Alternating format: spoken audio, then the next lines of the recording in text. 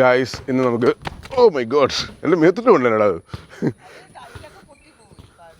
നമ്മൾ ആത്തച്ചക്ക പറിക്കും. എവിടെയാണ് പറിക്കുക നമ്മൾ ആത്തച്ചക്ക?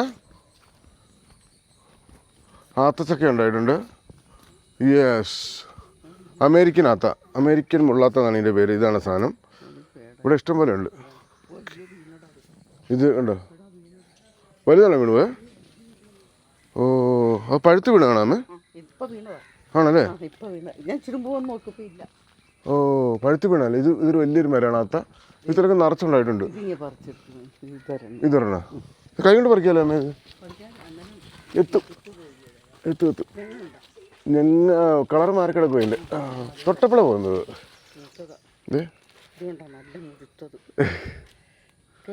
നമുക്ക് ശോഭിക്ക് ഒരെണ്ണം കൊടുത്താലോ?